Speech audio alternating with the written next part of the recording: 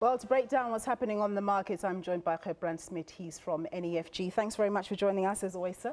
My pleasure. Good stuff. Markets more or less in positive territory today, but not really shooting out the lights. So what's really happening? Yeah, look, I think we had this euphoria about Trump being elected, etc., and we had a bit of a rally on a global front, and everybody is hitting a bit of a pause button at the moment. So a lot of good news priced into the market and a lot of Trump enthusiasts out there for business, pro-business and pro-nationalism for the US. But there might be some repercussions, and I think people are starting to think, okay, maybe some of the things are a bit far-fetched and there might be negative consequences for the Americans long-term wise, and we're hitting a bit of a pause button at the moment. Then we have a bit of Greek debt going up to high levels, about 10 on their treasuries, etc., which is a bit of a concern. They didn't hit the buttons that they should on growth and all other aspects of the repayment plan to the IMF, etc. So they need another injection as it stands at the moment, and it will. They'll probably get it from the IMF, but at the moment they didn't reach their targets. But yeah, a bit of a pause button, not bad for markets. We had good markets over the last 6 months. Okay, well, obviously gold has benefited from this sort of uncertainty that prevails. Are you a gold bull? And if you are, how long do you stay invested in gold? Because obviously what goes up must come down. Yeah, look, we prefer platinum on the precious metal side because you got an industrial usage as well. But yeah, I think gold's been out of favor for a year or 2 or 3. A few years back, everybody was piling into it. It came nicely down over the last few years. And yes, I think there's a lot of risk longer term wise. We see bond yields kicking globally.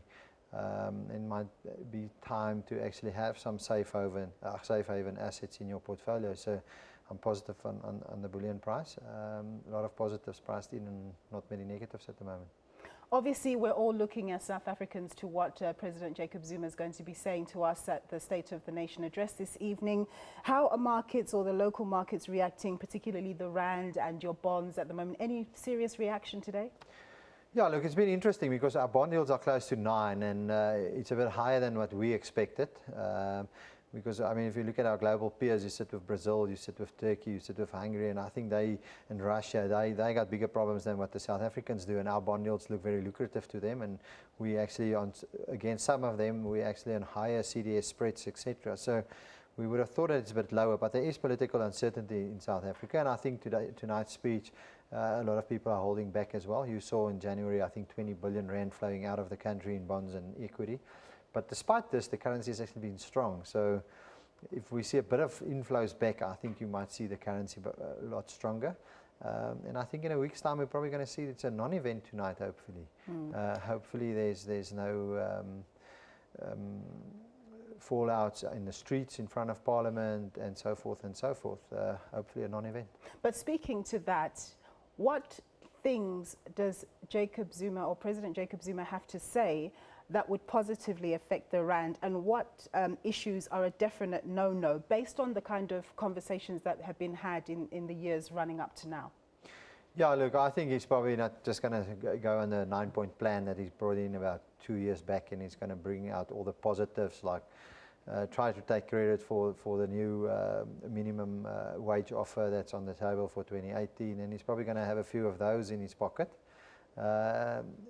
And he probably won't touch on all the negatives that the country is not feeling so well about at the moment. So, but yeah, it's like all politicians. He's going to probably try to play it. We'll see how the opposition parties actually try to derail him in the beginning, but they'll probably be sorted out quickly. But yeah, I don't think there's much he can say. I mean, he's going to hammer probably on transformation that's been successful and a few other issues, but it's a difficult situation. You have low growth at the moment. You've got less jobs creation in South Africa. So he's certainly sitting in a difficult situation, a lot of corruption allegations flying around as well.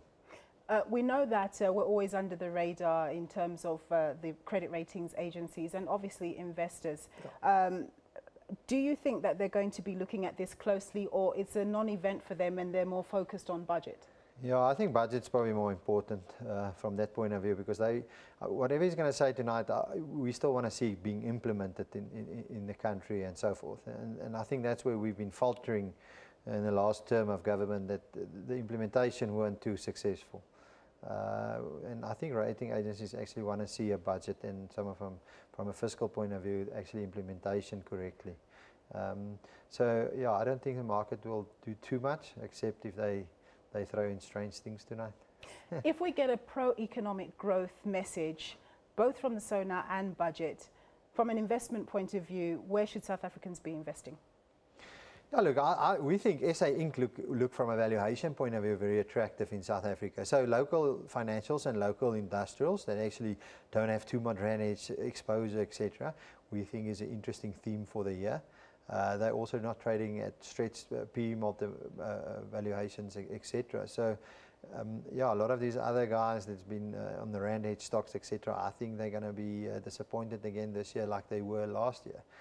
And I think we're going to, we're not saying it yet, but we're going to have a lower inflation environment 6 months from now and a year from now. So we're looking at a very muted, from a monetary stance point of view, we're actually looking at, from 12 months view or 18 months view, maybe a few interest rate cuts. So on the positive side from a local SA Inc. story. We don't have enough time, but I would have liked to press you on your forecast there, but we'll leave it. Thanks very much. That was Herbrand Smit. He's from NEFG. After the break, I'll have some more business news for you.